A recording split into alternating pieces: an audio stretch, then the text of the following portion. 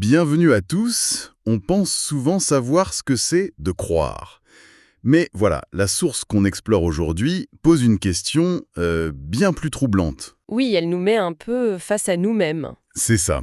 Et si nos sentiments les plus profonds, nos désirs les plus secrets, n'étaient en fait pas du tout en phase avec ce qu'on prétend croire? Hmm, On va donc plonger dans ce qui sépare la foi qu'on déclare de la foi qu'on vit, à travers le commentaire d'un célèbre hadith, une parole du prophète Mohammed. C'est un texte qui agit un peu comme un miroir, voyez?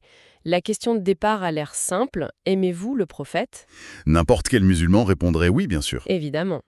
Mais l'auteur nous dit, attention, les mots, c'est facile. La vraie question, c'est de savoir si cet amour est une réalité vivante ou juste une affirmation. D'accord. Et pour ça, il analyse un hadith de la fameuse collection des 40 hadiths de l'imam An-Nawawi, qui fonctionne comme un véritable test de vérité. Bon, alors allons-y. Rentrons dans le vif du sujet. Ce hadith, il dit quoi exactement? Il dit « Aucun de vous ne croit véritablement tant que ses désirs ne sont pas en accord avec ce que j'ai apporté. Waouh! Aucun de vous ne croit véritablement. La barre est placée incroyablement haut. » C'est très fort, oui. Ça sonne presque comme une condition impossible à remplir. Aligner ses désirs, pas seulement ses actions, mais ce qu'on ressent au plus profond de soi. C'est précisément le point. Ce n'est pas une simple recommandation, non. C'est présenté comme un critère fondamental de la foi. Et le texte va plus loin, j'imagine. Verset du Coran que les anciens savants appelaient le verset de l'épreuve. Le verset de l'épreuve, c'est-à-dire... C'est un verset qui dit, en substance, « Si vous aimez vraiment Dieu, alors suivez-moi. Dieu vous aimera alors et pardonnera vos péchés. » Ah, d'accord. L'équation est posée de manière très claire, voyez. La preuve de l'amour, ce n'est pas la déclaration. C'est le suivi, l'imitation. C'est ça. La foi n'est pas un sentiment abstrait, c'est une force qui doit se traduire en actes, en choix, en préférence. Tout ça aligné sur le modèle prophétique. Donc, si je comprends bien, on passe d'une foi qui est un sentiment à une foi qui est une démonstration. Exactement. Et le hadith nous dit que cette démonstration doit commencer au niveau le plus intime, celui de nos désirs, de nos inclinations spontanées. Tout à fait. L'auteur insiste beaucoup sur cette idée d'un auto-examen constant. Pas un tribunal formel, mais plutôt un audit personnel et continu de sa propre vie. Au quotidien, donc. Au quotidien, du matin au soir, chaque choix, chaque parole, chaque pensée devient une occasion de se demander « Est-ce que ça correspond aux enseignements que j'affirme aimer ?» C'est, selon le texte, une sorte de préparation. Une préparation aux questions qui viendront après. C'est ça, mais appliqué ici et maintenant. Avant de continuer, il y a un point technique qui est abordé et qui me semble important. Il est mentionné que l'authenticité de ce hadith est débattue. Ah oui. Si sa source est incertaine, pourquoi lui accorder autant d'importance? C'est une excellente question. Alors, l'imam An-Nawawi, qu'il a inclus dans sa fameuse collection, lui, il le considérait comme authentique. D'accord. Cependant, l'analyse technique qui a suivi par la majorité des spécialistes a conclu qu'il était faible, à cause d'un narrateur dans la chaîne de transmission. Ah, Mais, et c'est là que ça devient crucial, ils sont unanimes pour dire que son sens est absolument correct. donc si je comprends bien, pour un non-spécialiste comme moi, c'est un peu comme une citation historique dont la source exacte est débattue, mais dont l'idée de fond est confirmée par des dizaines d'autres documents. C'est une parfaite analogie. L'esprit est authentique, même si la lettre précise de cette formulation-là est discutée. C'est exactement ça. Le concept central, l'alignement des désirs sur la révélation, est soutenu par d'innombrables versets du Coran et d'autres hadiths dont l'authenticité ne fait, elle, aucun doute. C'est pour ça que son message reste au cœur de l'enseignement. L'idée est valide sans l'ombre d'un doute. D'accord, ça clarifie ce point. Mais il y a une autre partie qui peut sembler radicale. L'expression « aucun de vous ne croit ». C'est très tranché. Oui. Est-ce que ça veut dire que si mes désirs ne sont pas parfaitement alignés, je ne suis plus considéré comme croyant? Alors, l'auteur est très très clair là-dessus, et c'est une nuance fondamentale pour éviter toute dérive extrémiste. J'imagine. Il ne s'agit pas ici d'une négation de la foi de base, d'une déclaration d'apostasie. La phrase ne signifie pas « vous n'êtes plus musulman ». Ok, Elle signifie que votre foi est incomplète, qu'elle n'a pas atteint son plein potentiel, sa perfection. C'est la négation de la foi complète, pas de la foi elle-même. c'est plus une invitation à progresser qu'un jugement d'exclusion. Voilà, exactement. Le mot-clé dans le hadith, c'est donc ce fameux « hawa ». On le traduit par « désir », mais est-ce que ça couvre tout le spectre du mot? Le texte le définit comme tout ce vers quoi l'âme incline, tout ce qu'elle aime, ce qu'elle souhaite, ce qu'elle convoite. C'est une force motrice naturelle en nous. D'accord. Le défi immense posé par le hadith, c'est de prendre cette énergie brute, cette partie la plus intime et spontanée de nous-mêmes, et de la sculpter, de la polir, jusqu'à ce qu'elle soit en harmonie avec les enseignements prophétiques. C'est là que ça devient vertigineux, en fait. Si même nos désirs secrets, nos pensées les plus fugaces doivent être conformes, alors ça veut dire que nos actions visibles ne sont que la partie émergée de l'iceberg. L'exigence est totale. C'est exactement l'argument qui est développé. C'est un raisonnement a fortiori. Si même le sentiment intérieur le plus subtil doit être maîtrisé et aligné, alors à combien plus forte raison nos paroles, nos actes, nos décisions de vie? Et nos engagements publics. Tout doit l'être. Ce principe s'étend à toute l'existence. Ce concept d'aligner ses désirs les plus intimes, ça semble tellement abstrait, presque impossible. Comment est-ce que ça peut se manifester dans la vie de tous les jours? Est-ce que l'analyse donne des exemples concrets de personnes qui ont atteint ce niveau? Oui, et c'est peut-être la partie la plus marquante du texte. Il raconte plusieurs histoires des compagnons du prophète qui illustrent cet état d'esprit de manière saisissante. Par exemple? Par exemple, l'histoire de Djabir. Un jour, le prophète lui a servi du pain avec du vinaigre, en disant « Quel excellent condiment que le vinaigre !»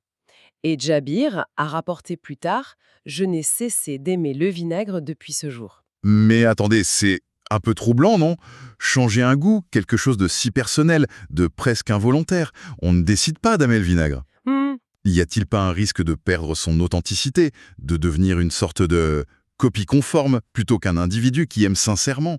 C'est une excellente question et le texte l'aborde indirectement. L'idée n'est pas d'effacer sa personnalité, mais de la réorienter. Pour ses compagnons, l'amour pour le prophète était si intense que leurs propres préférences devenaient secondaires. Ah, je vois. Le plaisir ne venait plus de l'aliment lui-même, mais du fait de partager une préférence avec la personne qu'ils aimaient le plus au monde. C'est un transfert de la source du plaisir. Leur hawa, leur désir s'est déplacé. Vu sous cet angle, ce n'est plus une contrainte, mais une expression d'amour.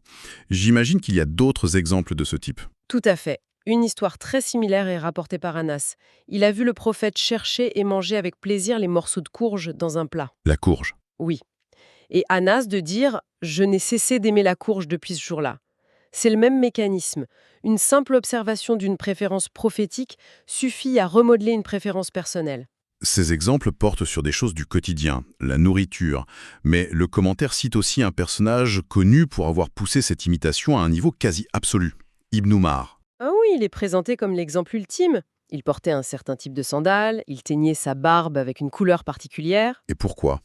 Non, pas parce qu'il y avait une récompense divine spécifique attachée à ses actes, mais simplement parce qu'il avait vu le prophète le faire.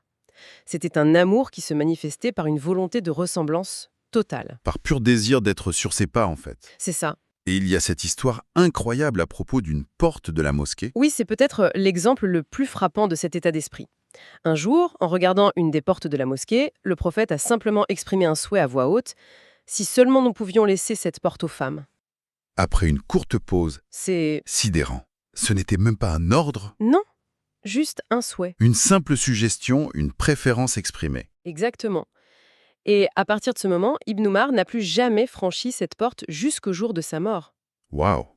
Une simple pensée émise par le prophète a suffi à changer une habitude pour le reste de sa vie.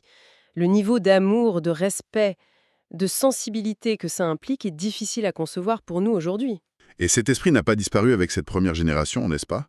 Le texte montre que ça a perduré. L'exemple de l'imam Ahmed ibn Hanbal est particulièrement puissant. Oui, et le contexte est dramatique. Il était persécuté pour ses convictions, obligé de se cacher pour sauver sa vie. Après s'être réfugié dans une maison pendant 3 jours, il a demandé à son hôte de lui trouver une autre cachette. Et la raison? La raison. Lors de son exil de la Mecque, le prophète était resté 3 jours dans la grotte de Thor avant de poursuivre sa route. Franchement, ça remet les choses en perspective.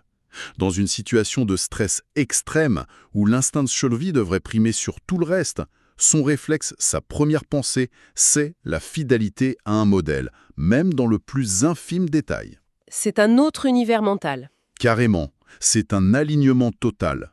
Même dans une situation de vie ou de mort, le hawa, le désir profond de son âme, était de calquer sa vie sur celle du prophète.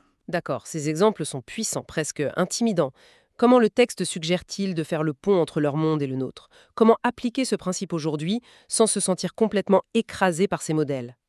L'analyse se tourne alors vers une réflexion très personnelle. Où nous situons-nous par rapport à ça? Est-ce qu'on applique ce qu'on apprend? Et pour nous aider à nous situer, l'auteur fait une distinction cruciale entre deux types de pécheurs. Attendez, ça c'est un renversement de perspective assez radical.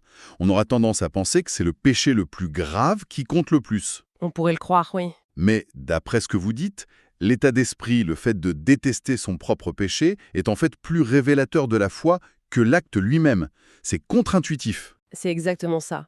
Il y a une différence fondamentale entre la personne qui commet un péché par faiblesse, mais qui le déteste, qui ressent du remords, et celle qui commet un péché et qui aime son péché, qui s'en réjouit ou qui le défend. D'accord. Le premier cas est illustré par l'histoire d'un homme qui était souvent puni pour consommation d'alcool. Un jour, un compagnon l'a maudit et le prophète l'a repris en disant « Ne le maudissez pas, car par Dieu, je sais qu'il aime Dieu et son messager. » Ah oui, quand même. Malgré sa faiblesse répétée, son cœur était toujours orienté dans la bonne direction. L'amour était toujours là. Et le deuxième cas, celui qui aime ce que Dieu déteste, est présenté comme un signe de danger pour la foi, d'hypocrisie. Précisément. Et pour prouver la sincérité de ceux qui pêchent par faiblesse, le texte cite les histoires de ces personnes qui ont commis des péchés capitaux, comme l'adultère, Et qui sont venus d'elles-mêmes. qui sont venues d'elles-mêmes demander à être purifiées par le châtiment, aussi dur soit-il. Leur démarche, bien que faisant suite à une faute terrible, est donc vue comme la preuve ultime d'un cœur encore vivant et rempli d'amour. Oui. L'histoire de la femme nommée Algamidia est racontée. Elle vient avouer sa faute. Le prophète lui dit de revenir après son accouchement. Elle revient. Il lui dit de revenir après avoir sevré son enfant. Elle revient, des années plus tard. Des années plus tard. Oui, avec son enfant à la main, un morceau de pain dans la main de l'enfant pour prouver qu'il peut se nourrir seul.